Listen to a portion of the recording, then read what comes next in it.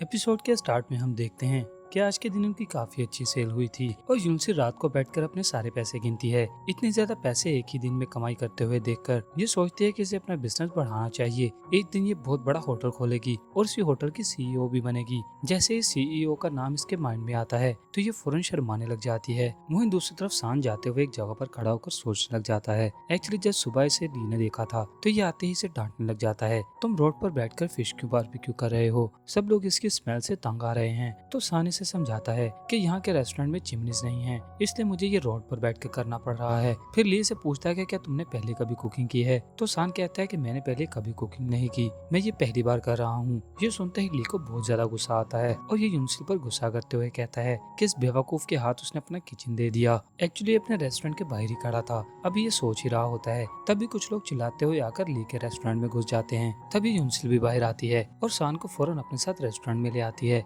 Cheng की आज की लाइव स्ट्रीम दिखाती है। अब शाम तो ये लैपटॉप में पहली बार देख रहा था तो इस डिवाइस को देखकर भी बहुत शौक होता है। यूनसिल कहती है कि कुछ तो गड़बड़ हुई है। सान चेंग को खाते हुए देखकर कहता है इसे बोलो कि बाहर आए और मुझसे बात करे। तो यूनसिल इसे समझाती है कि ये रियल नहीं बल्कि रिकॉर्डिंग है, लेकिन सान को इसकी बात की समझ नहीं आती और ये इसे डांटने लग जाता है। यूनसिल चुपचाप इसकी वीडियो मोबाइल में रिकॉर्ड करती है और इसके बाद इसे दिखाती है। तो सान ये देखकर समझ जाता है कि ये सब काम इनकी टेक्नोलॉजी का है, इनकी टेक्नोलॉजी ऐसे ही वर्क करती है। दूसरी तरफ सभी लोग आकर ली पर भड़के हुए थे। एक्चुअली ये आज की स्ट्रीमिंग की वजह से था। ये जितने भी लोग इसके पास बैठे हुए थे ये सब लोग इसके इन्वेस्टर थे और आज की स्ट्रीमिंग को लेकर ये सब लोग डर गए थे कि इनका पैसा डूबने वाला है। ये सब लोग इससे अपने पैसे वापस मांगते हैं, लेकिन ली के उनकी बातों से कुछ भी फर्क नहीं पड़ता। ये इन्हें नोटपैड देता है और कहता है कि अपने अपने अकाउंट अपने नेम के साथ यहाँ पर लिख दो, पैसा तुम्हारे अकाउंट में पहुँच जाएगा। एक इन्वेस्टर अपना अकाउंट नंबर लिखने लगती है तो ली सबको बताता है एक बार पैसे निकलवा लिए तो दोबारा इन्वेस्ट नहीं कर पाओगे क्योंकि मामला कल सॉर्ट आउट हो जाएगा,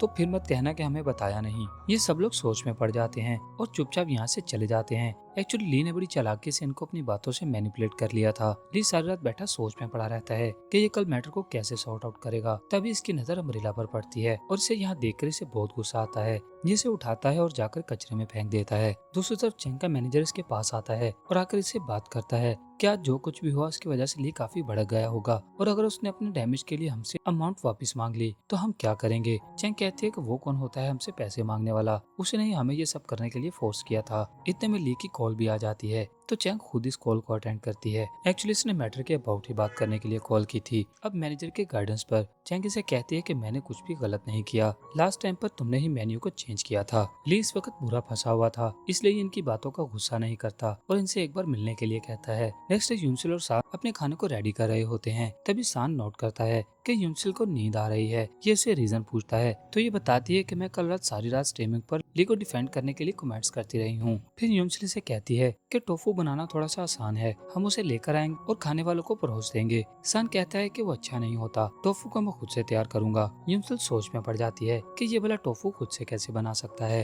अब इसे यकीन नहीं होता तो सान चुपचाप रेस्टोरेंट में जाता है और लिमिटेड इंग्रेडिएंट के साथ एक बाउल में टोफू बना कर लाता है। यूनसिल खाने से मना करती है तो सान इसे जबरदस्ती अपने हाथों से ट्राई करवाता है। टोफू काफी हॉट था जिसकी वजह से यूनसिल की जुबान जल जाती है, लेकिन इसे टेस्ट काफी अच्छा लगता है और ये सान से लेकर खुद खाने लग जाती है। इस पर ये डिसाइड करते हैं कि ये इसी को बनाएंगे। दूसरी तरफ ली से मिलने के लिए चेंग और उसका मैनेजर भी आ गए थे। ली ने बैठकर इंतजार करने के लिए कहता है और यहाँ यूनसिल के रेस्टोरेंट में कस्टमर भी आना शुरू हो गए थे। कुछ ही देर में यहाँ पर इंस्पेक्टर कांग भी आ जाता है। सान भी इसे देख लेता है और देखते इसे आकर कहता है कि तुम्हें मुझसे माफी मांगनी चाहिए। यूनसिल बताती है कि किचन को इसने संभाला हुआ है। अब कांग यहाँ से जाने लगता है तो यूनसिल इसे रोककर बिठा देती है और सान को फोर्स करती है कि इसे खाना ला कर दो। यहाँ ली आकर चेंग से अपॉलॉजी करता है तो ये कहती है कि उस दिन मैं थोड़ा सा लेट हुई तो काफी गला फाड़ रहे थे। अब कुछ ही देर में मीडिया वाले भी यहाँ आ जाते हैं और ये सब लोग इसके रेस्टोरेंट में ही थे। एक्चुअली ली ने पूरी मीडिया को धोखे से बुलाया था और जानबूझकर इनके सामने सबको एक स्टेटमेंट दिखाता है। ये मिस चेंग की कंपनी के सीईओ की तरफ से है, उन्होंने मुझसे अपॉलॉजी की है। मैनेजर चेंग को बताता है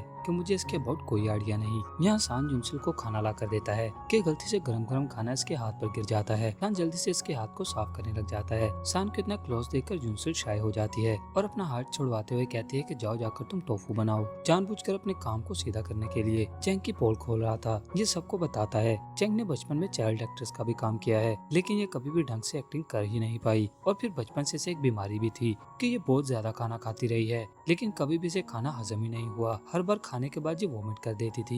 मीडिया वाले इसके ये सीक्रेट सुनकर काफी शौक होते हैं और चैंग को इस पर गुस्सा आ रहा था क्योंकि आज से पहले ये बातें किसी को नहीं पता थी। और फिर ये सबको बताता है कि उस दिन लाइव स्ट्रीम में भी यही हुआ था और इसका मतलब साफ है कि मेरा बनाया हुआ खाना खराब नहीं था बल्कि मिस चैंग का पेट खराब था। मिस चैंग को ईटिंग डिसऑर्डर है। चैंग ये सुनकर काफी हर्ट हो जाती है और मीडिया वाले इसके पीछे लग जाते हैं। एक्चुअली ली ने बड़ी प्लानिंग के साथ सभी मीडिया को मैनिपुलेट किया, चैंग के सीक्रेट्स भी बाहर निकाल दिए, अपना बदला भी ले लिया और अपने इन्वेस्टर को खुश भी कर लिया। ये चैंग को देखने के लिए बाहर आते हैं लेकिन वो इन्हें कहीं नहीं मिलती। इनके जाने के बाद सान चैंग को बाहर निकालता है। एक्चुअली इसकी हेल्प करने के लिए सान ने इसे साइड पर छुपाया था। तभी यूनसिल भी सान को ढूंढते हुए बाहर आ जाती है और सान यहाँ बैक डोर से चैंग के लिए खाना भी लेकर आता है, लेकिन तब तक चैंग जा चुकी थी। इसके बाद ये वापस रेस्टोरेंट में आकर चुपचाप काम करने लग जाता है। अब लास्ट में इनके पास एक मिस्टीरियस आदमी आता है जो अपना मुंह छुपा कर चल रहा था। ये लोग इसे खाना पैक करके देते हैं और ये लास्ट बॉल था और आज का खाना खत्म हो चुका था। यूनसिल अपने हाथ पर लगी हुई चोट को देखती है तो सान इसे अपने साथ ले जाता है और बहुत प्रोफेशनल वे में इसके हाथ पर ड्रेसिंग करता है। दूसरी तरफ ली अपने मामले को सॉर्ट आउट करके काफी खुश हो रहा था।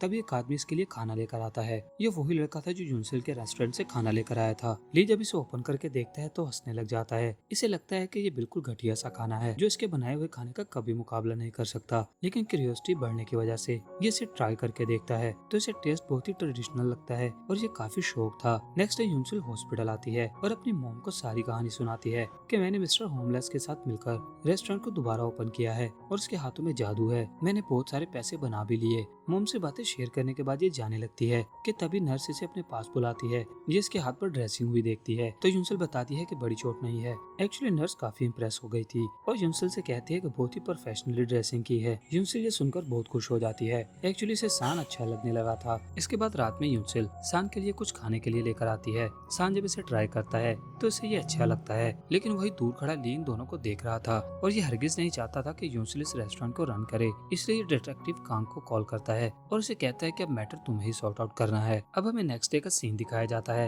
यूनसिल के रेस्टोरेंट में बहुत सारे लोग आए हुए थे और खाना जोरों शोरों से चल रहा था। तभी एक मिस्टीरियस आदमी अंदर आता है और खाना खाते हुए सभी बर्तन जमीन पर फेंक देता है और सान से कहता है कि मेरे खाने में कॉकरोच क्यों आया। सान कहता है कि ऐसा हो ही नहीं सकता, लेकिन ये आदमी जबरदस्ती बात का बतंगड़ बनाता है और इन पर चढ़ाई करने लग जाता है। यूनसिल समझ गई थी कि इनके रेस्टोरेंट की बहुत बदनामी होने वाली है, इसलिए ये इस आदमी से अपॉलॉजी करती है। तो सान कहता है कि तुम इस झूठे पर यकीन क्यों कर रही हो और इसे अपॉलॉजी किस बात की। ये लड़का यूनसिल को धक्का दे देता है तो सान को ये देखकर बहुत गुस्सा आता है और ये इस आदमी को मारने लग जाता है। दूसरी तरफ कांग ली के रेस्टोरेंट आया हुआ था और ली इसके लिए बहुत ही एक्सपेंसिव डिश बना कर लाता है, जिसे ट्राई करने के बाद कांग को बहुत अच्छा फील होता है और कहता है कि मैंने अपनी लाइफ में कभी भी इतना एक्सपेंसिव खाना खाया ही नहीं। ली से पूछता है कि मेरा काम किया या नहीं तो कांग इसे मोबाइल में एक वीडियो दिखाता है जिसमें सान उस आदमी को मारपीट कर रहा था। एक्चुअली उस आदमी को कांग ने ही भेजा था और ये सब कुछ ली के कहने पर ही हो रहा था। यहाँ सान यूनसिल को समझाने की कोशिश कर रहा होता है, लेकिन यूनसिल इसकी बात नहीं मानती और कहती है कि हमें अभी और भी काम करना है। सान कहता है कि तुम पैसे के पीछे इतना क्यों भागती हो